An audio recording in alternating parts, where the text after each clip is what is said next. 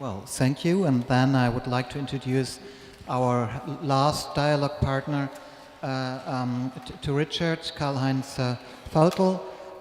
He's working at the Zentrum für Lehrerinnenausbildung, so he's teaching the teachers. He's educating your teachers. He also, for sure, studied education and psychology. He also is writing in his CV that he was working 2 years as a street musician. And in the last, I think, I only saw the last 3 or 4 seminars, 4 years of what kind of seminars you're giving to the teachers of you. One is how to implement mindfulness in schools. So that's clearly what we are talking about. And then you're also given another seminar about sexual education in schools. And so I'm wondering, is there a link between mindfulness in schools and sexual education in schools, or are these just accidentally 2 different directions of what your research interest in the last years have been? Can I answer this way?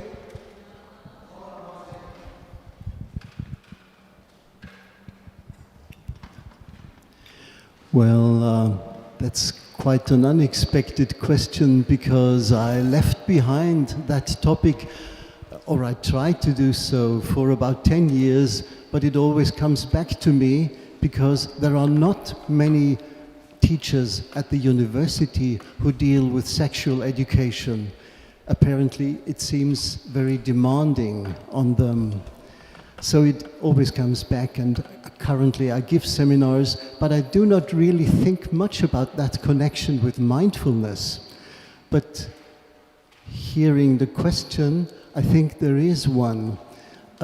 When I started that new topic of mindfulness in education, I found myself well prepared to do that, because there are many practices, exercises that can be done in educational contexts that are very similar, because in both spheres you try to be in the present, right where you are, being open, being available to whoever is with you, and also being able to be on your own and deal with yourself, deal with your mind.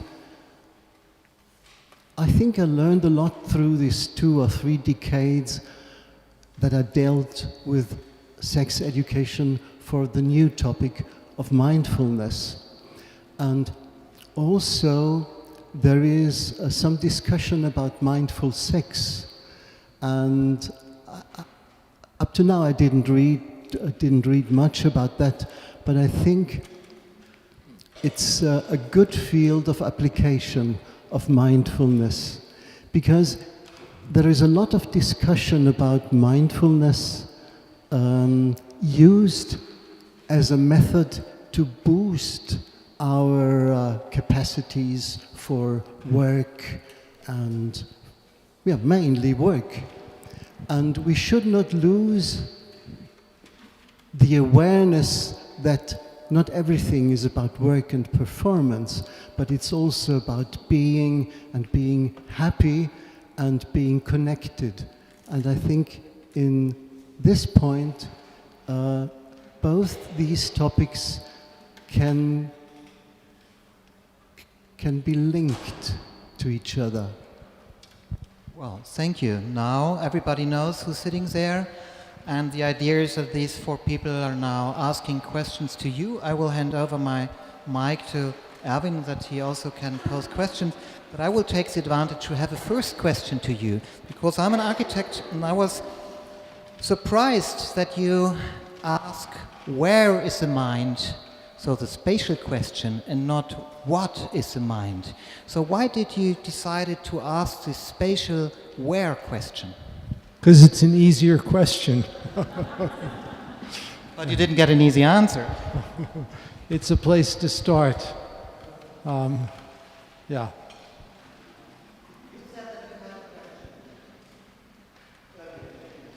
Yeah, I have one. I come from the field of education, and so this is my perspective on neuroscience. And I have a question that is somewhat skeptical. And so I would like to stress first that I really admire your work and I love your books. And especially the last one, Alter Traits, was a huge revelation to me.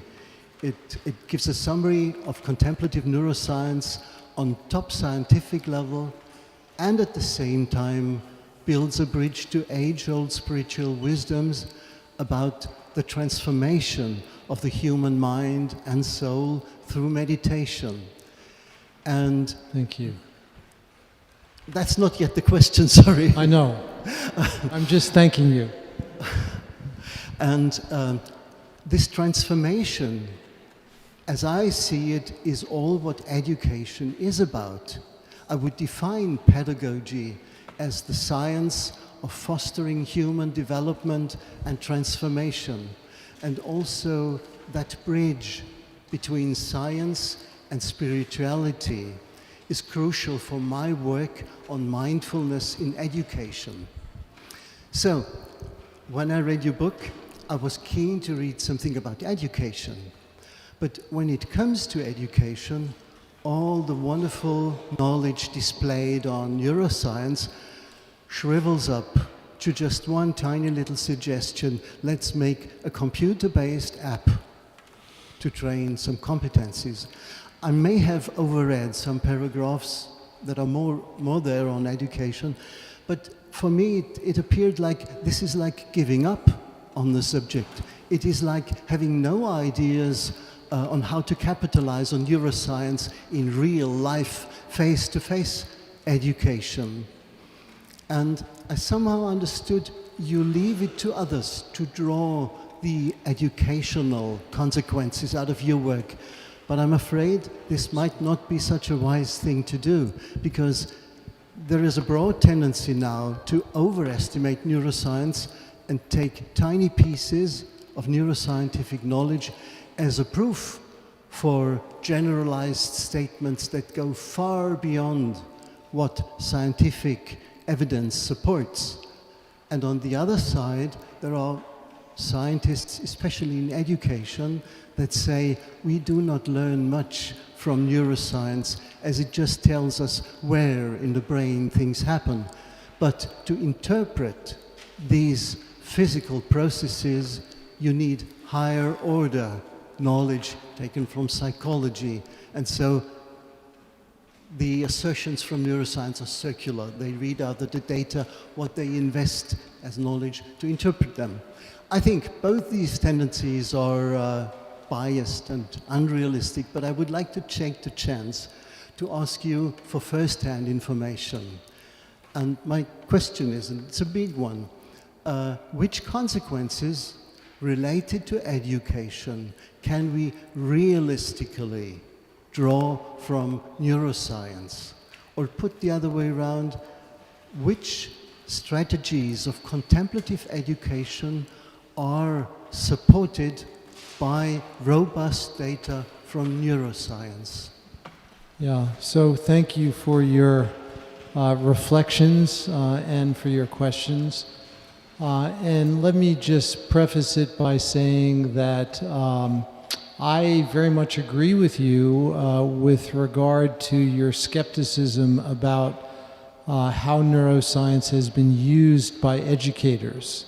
For the most part, I think that neuroscience has not contributed in very meaningful ways, and I think that educators have trivialized neuroscience in a certain way and used it to simply describe what is being done in kind of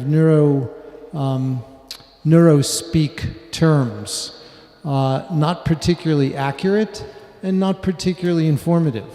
And so I very much share your implicit concerns about that. But let me give you one example where I think that there is something important that we can learn from neuroscience that has really important implications for education that I think have really not been sufficiently appreciated. And that is the distinction between what neuroscientists call declarative learning and procedural learning. Declarative learning is learning about stuff. So we can teach in a classroom about the value of kindness, but that will not necessarily educate children to become kinder. Most of the work using social and emotional learning, unfortunately, is declarative. In contrast to declarative learning, we have procedural learning. Procedural learning is instantiated in completely different brain circuits. And procedural learning is embodied learning. It's habit learning. It is embodied learning. And this kind of learning requires practice. And in order for skills to be acquired, they need to be acquired procedurally. And so it's not that one form of learning should be privileged over another. They're both critical, but they're both critical. And the vast majority of our educational enterprise in the West is predicated on the faulty assumption that declarative learning is supreme and is the way to really educate.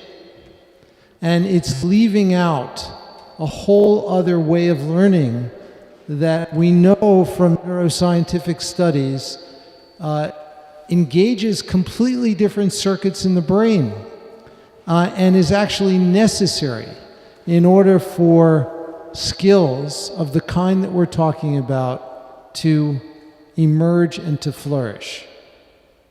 So that's one example. Thank you.